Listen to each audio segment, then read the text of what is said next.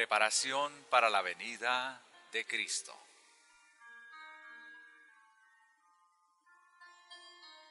En la reciente visión que me fue dada en Battle Creek durante nuestra reunión general, se me mostró el peligro que corremos como pueblo de llegar a asemejarnos al mundo más bien que a la imagen de Cristo. Estamos ahora en los mismos umbrales del mundo eterno, pero es el propósito del adversario de las almas inducirnos a postergar la terminación del tiempo. Satanás asaltará de toda manera posible a los que profesan ser el pueblo que guarda los mandamientos de Dios y espera la segunda aparición de nuestro Salvador en las nubes de los cielos con poder y grande gloria. Inducirá a tantos como pueda a postergar el día malo, a identificarse en espíritu con el mundo y a imitar sus costumbres. Me sentí alarmada al ver que el espíritu del mundo estaba dominando los corazones y las mentes de muchos que hacen alta profesión de la verdad. Albergan el egoísmo y la complacencia propia, pero no cultivan la verdadera piedad ni la estricta integridad.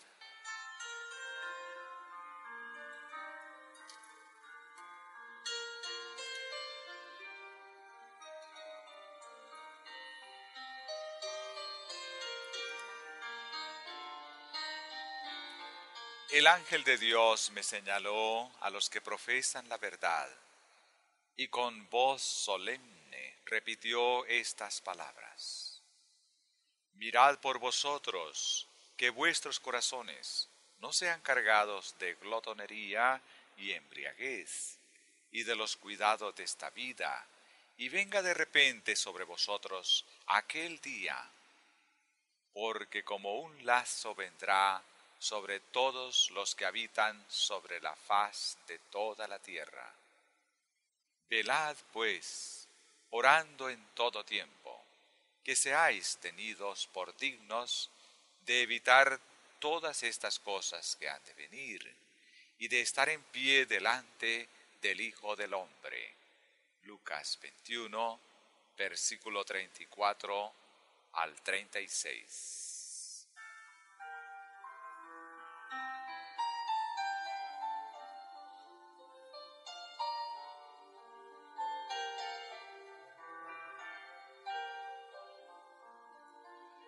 Al considerar el poco tiempo que nos queda, debiéramos velar y orar como pueblo, y en ningún caso dejarnos distraer de la solemne obra de preparación para el gran acontecimiento que nos espera.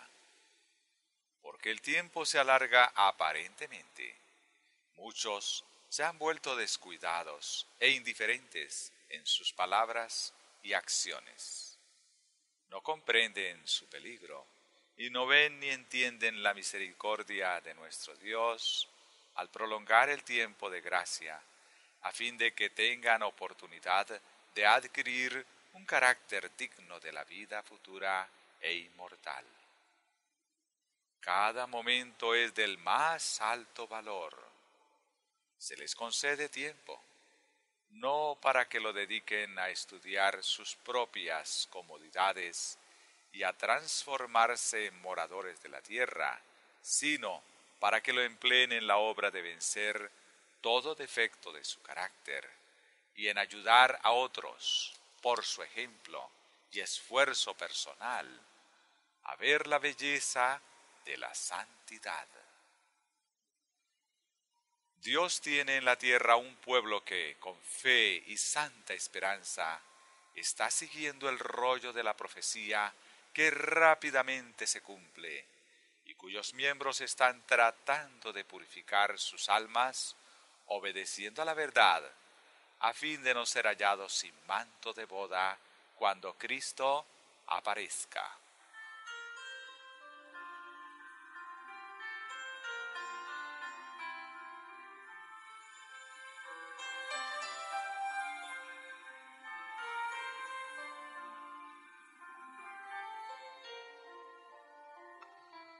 Muchos de los que tomaron el nombre de adventistas han incurrido en el error de fijar fechas para la venida de Cristo.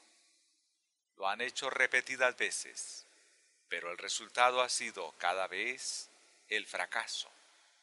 Se nos declara que el tiempo definido de la venida de nuestro Señor está fuera del alcance de los mortales. Aún los ángeles que ministran a los que han de ser herederos de la salvación no conocen ni el día ni la hora. Empero del día y hora nadie sabe, ni aun los ángeles de los cielos, sino mi Padre solo. Mateo 24:36. Por haber pasado repetidas veces la fecha fijada por algunos, el mundo se encuentra en un estado de incredulidad más decidida que antes con respecto al próximo advenimiento de Cristo.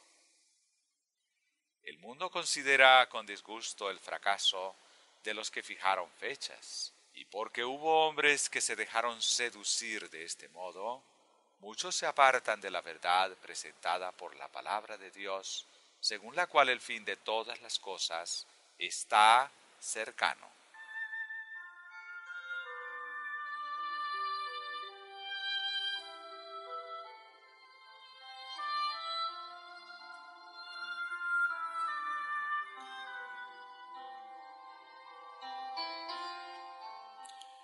Los que tan presuntuosamente predican una fecha definida, al hacerlo, satisfacen al adversario de las almas, porque promueven más la incredulidad que el cristianismo. Mediante textos de las Escrituras erróneamente interpretados, presentan una cadena de argumentos que aparentemente sostienen su teoría.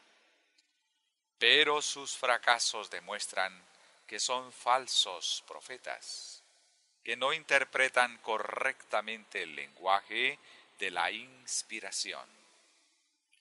La palabra de Dios es verdad y certidumbre, pero los hombres han pervertido su significado.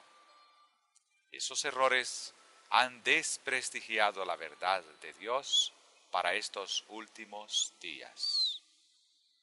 Los ministros de todas las denominaciones ridiculizan a los adventistas. Sin embargo, los siervos de Dios no deben callar. Las señales predichas en la profecía se están cumpliendo rápidamente en derredor nuestro. Esto debe inducir a todo aquel que sigue verdaderamente a Cristo a actuar con celo.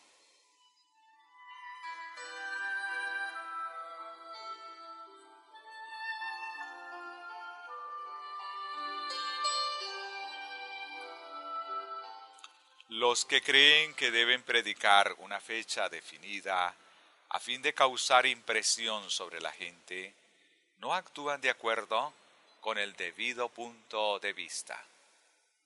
Los sentimientos de los oyentes se pueden conmover y despertarse sus temores, pero no obran basados en buenos principios.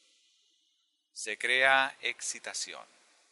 Cuando pasa la fecha, como ha sucedido repetidas veces, los que se conmovieron por la proximidad de la misma recaen en la frialdad, las tinieblas y el pecado, y es casi imposible despertar su conciencia sin recurrir a alguna gran excitación.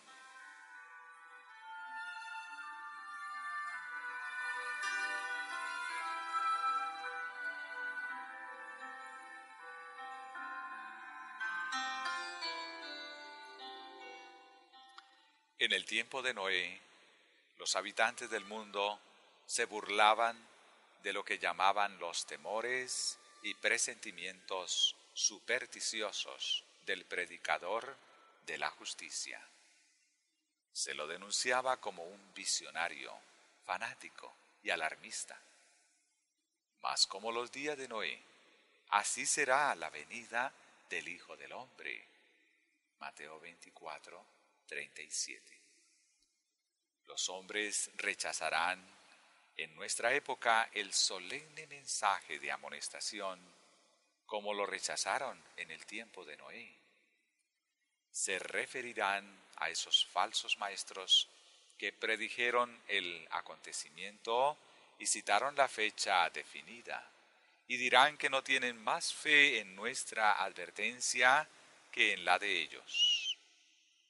Tal es la actitud del mundo hoy. La incredulidad está muy difundida y la predicación de la venida de Cristo es asunto de burla y ridículo.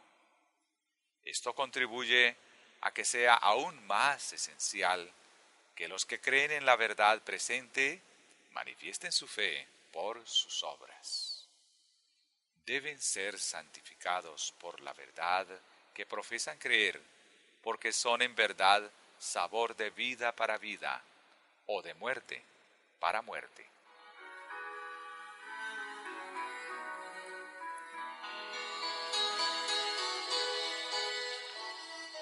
Noé predicó a sus contemporáneos que Dios les daría 120 años, en los cuales podrían arrepentirse de sus pecados y hallar refugio en el arca.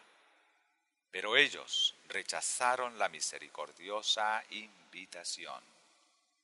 Les fue concedido abundante tiempo para apartarse de sus pecados, vencer sus malas costumbres y adquirir un carácter justo. Pero la inclinación al pecado, aunque débil al principio en muchos, se fortaleció por la repetida participación en el pecado y los precipitó a una ruina irreparable. La misericordiosa amonestación de Dios fue rechazada con mofas, burlas y ridículo, y ellos fueron dejados en tinieblas para seguir el curso que su corazón pecaminoso había escogido.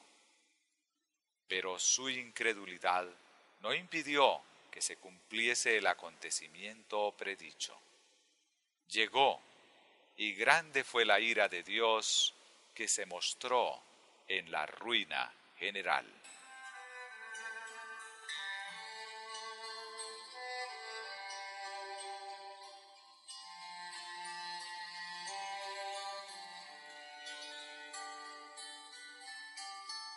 Estas palabras de Cristo deben grabarse en el corazón de todos los que creen la verdad presente. Mirad por vosotros, que vuestros corazones no sean cargados de glotonería y embriaguez y de los cuidados de esta vida, y venga de repente sobre vosotros aquel día. Lucas 21, 34.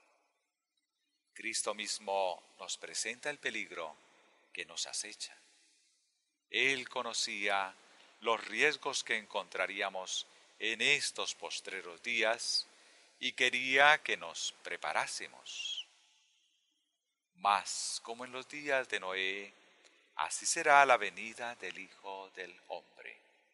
Mateo 24, 37.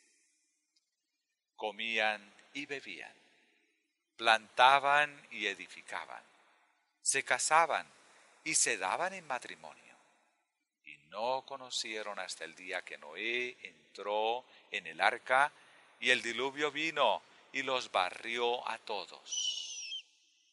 El día de Dios encontrará a los hombres absortos igualmente en los negocios y placeres del mundo, en banquetes y glotonerías, y en la complacencia del apetito pervertido, en el consumo contaminador de bebidas y del narcótico tabaco.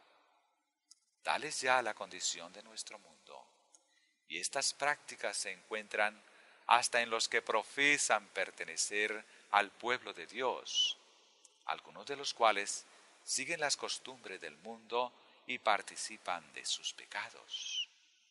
Abogados, mecánicos, agricultores, negociantes y aún ministros claman desde el púlpito: paz y seguridad. Primera de Tesalonicenses 5, verso 3. Cuando la destrucción está por sobrecogerlos.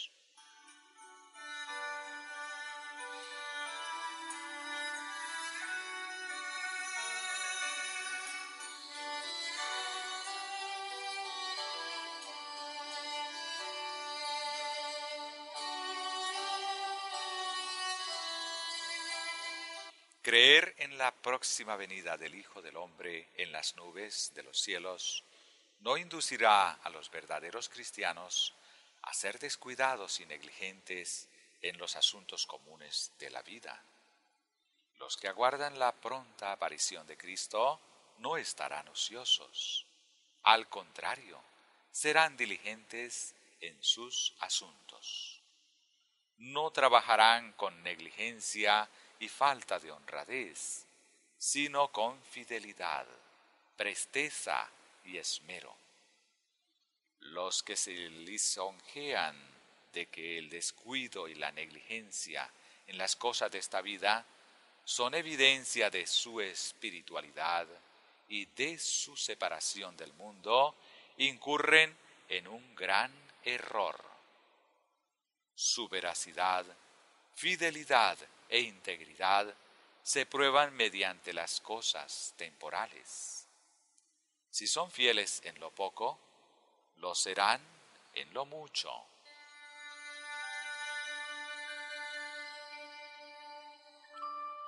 Se me mostró que es en esto donde muchos no superan la prueba. Desarrollan su verdadero carácter en el manejo de las preocupaciones temporales. Son infieles, maquinadores y deshonestos en su trato con sus semejantes.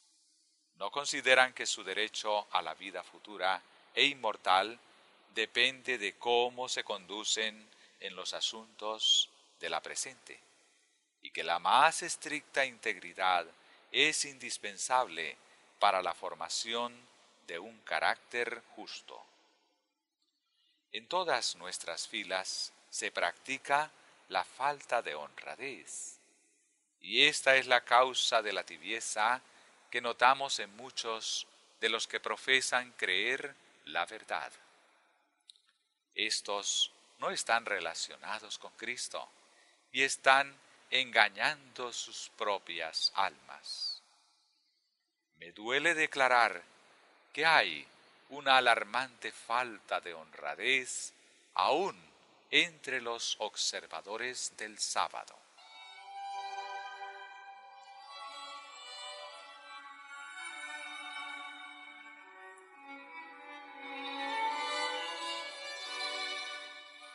Se me llamó la atención al sermón de Cristo sobre el monte.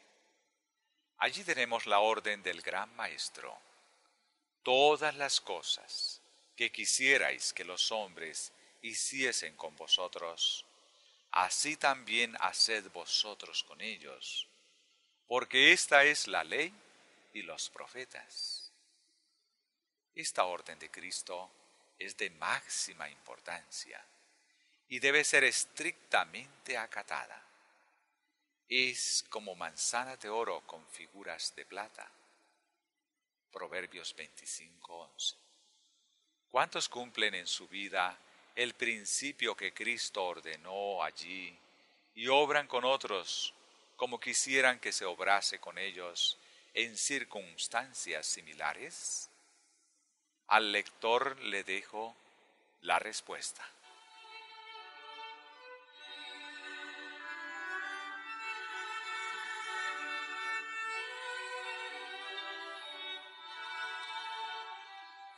Un hombre honrado, según la medida de Cristo, es el que manifiesta integridad inquebrantable.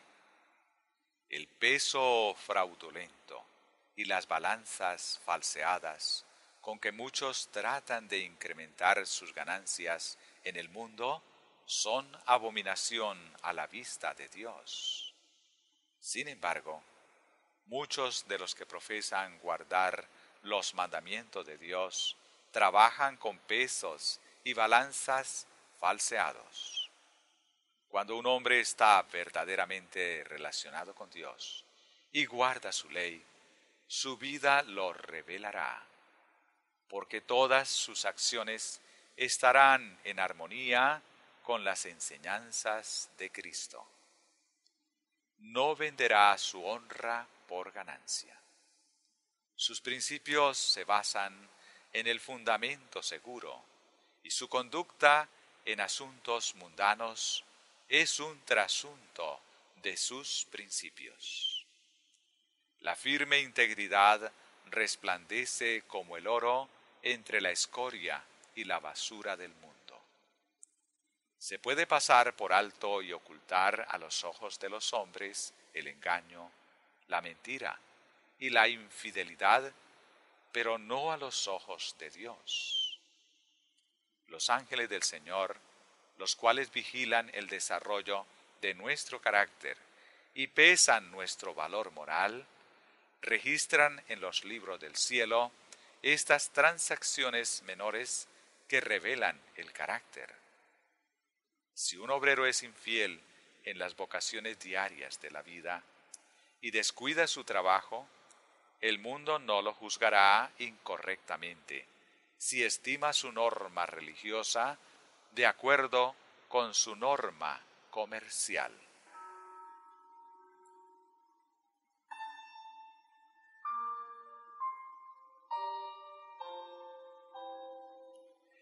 El que es fiel en lo muy poco, también en lo más es fiel. Y el que en lo muy poco es injusto, también en lo más es injusto. Lucas 16:10. No es la magnitud de un asunto lo que hace que sea justo o injusto. Así como un hombre trata con sus semejantes, tratará con Dios. El que es infiel en las riquezas injustas no recibirá nunca las riquezas verdaderas. Los hijos de Dios no deben dejar de recordar que en todas sus transacciones comerciales son probados y pesados en la balanza del santuario.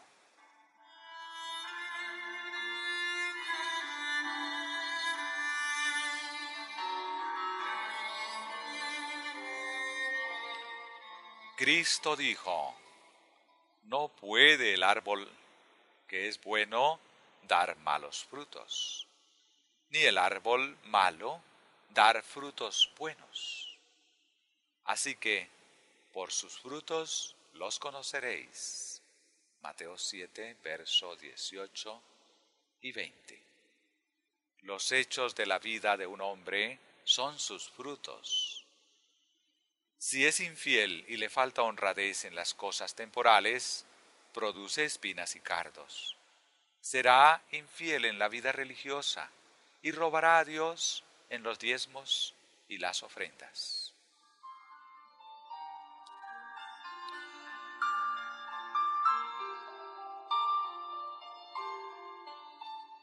La Biblia condena en los términos más enérgicos toda mentira, trato falso e improbidad. Lo bueno y lo malo se manifiestan claramente, pero se me mostró que el pueblo de Dios se ha puesto en terreno del enemigo, ha cedido a sus tentaciones y ha seguido sus designios hasta que sus sentidos han quedado terriblemente embotados. Una ligera desviación de la verdad, una pequeña variación de los requisitos de Dios no se considera tan pecaminosa cuando entraña ganancia o pérdida pecuniaria. Pero el pecado es pecado, ya lo cometa el millonario o el mendigo de la calle. Los que obtienen propiedades por medio de la falsedad están trayendo condenación sobre su alma. Todo lo que se obtiene por medio del engaño y el fraude será tan solo una maldición para quien lo reciba.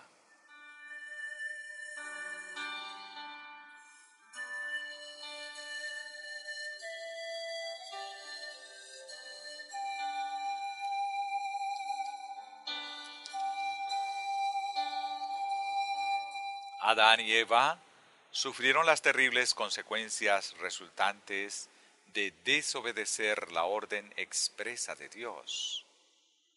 Podrían haber razonado: este es un pecado muy pequeño y nunca será tenido en cuenta. Pero Dios trató el asunto como un mal temible, y la desgracia de su transgresión se sentirá a través de todos los tiempos. En la época en que vivimos, los que profesan ser hijos de Dios cometen con frecuencia pecados aún mayores. En las transacciones comerciales, los que profesan ser hijos de Dios dicen y obran falsedades y atraen sobre sí el desagrado de Dios y el oprobio sobre su causa. La menor desviación de la veracidad y la rectitud es una transgresión de la ley de Dios. Aunque participar continuamente del pecado acostumbra a la persona a hacer el mal, no disminuye el carácter gravoso del pecado. Dios estableció principios inmutables que Él no puede cambiar sin revisar toda su naturaleza. Si la palabra de Dios fuese estudiada fielmente por todos los que profesan creer la verdad, estos no serían enanos en las cosas espirituales. Los que desprecian los requerimientos de Dios en esta vida no respetarían su autoridad si estuviesen en el cielo.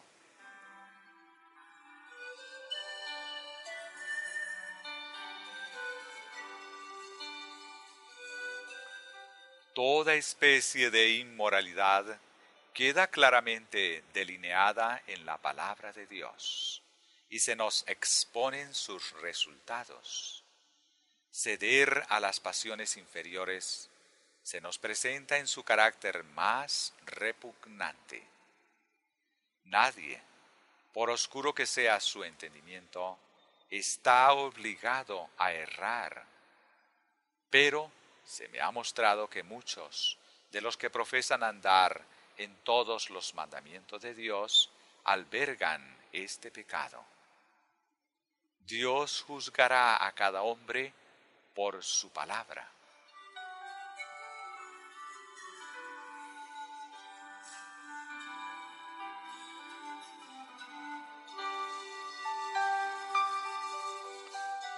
Dijo Cristo: escudriñad las Escrituras, porque a vosotros os parece que en ella tenéis la vida eterna, y ellas son las que dan testimonio de mí. Juan 5:39. La Biblia es una guía infalible. Exige perfecta pureza en palabras, pensamientos y acciones. Únicamente los que tengan un carácter virtuoso y sin mancha podrán entrar en la presencia del Dios puro y santo. Si se estudia y obedece la palabra de Dios, guiará a los hombres, así como los israelitas fueron conducidos por una columna de fuego de noche y una columna de nube de día. La Biblia es la voluntad de Dios expresada al hombre. Es la única norma perfecta de carácter y señala el deber del hombre en todas las circunstancias de la vida. En ella hay muchas responsabilidades que recaen sobre nosotros, cuyo descuido no solo nos ocasionará sufrimientos a nosotros mismos, sino que causará pérdida a otros.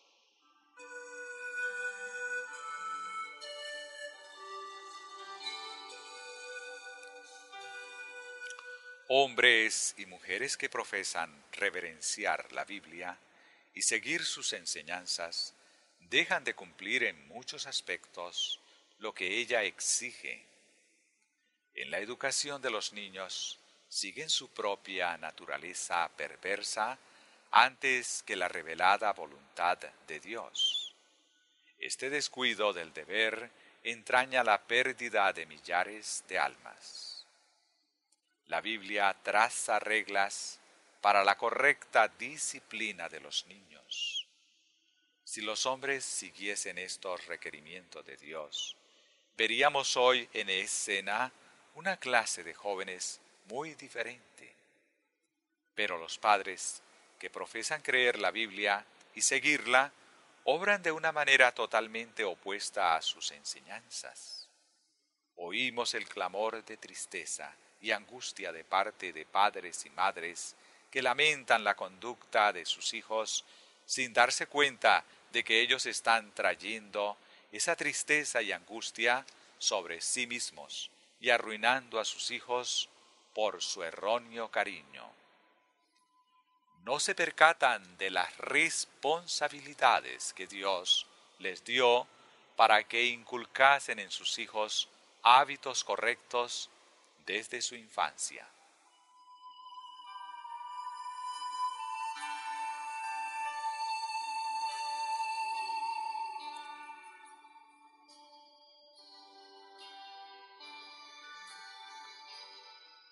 Padres, sois en gran medida responsables de las almas de vuestros hijos.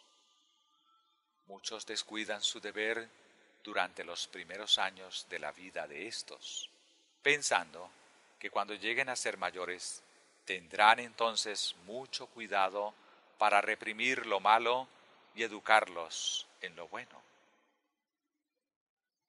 Pero la época en que deben llevar a cabo esta obra es cuando los niños son tiernos, lactantes en sus brazos.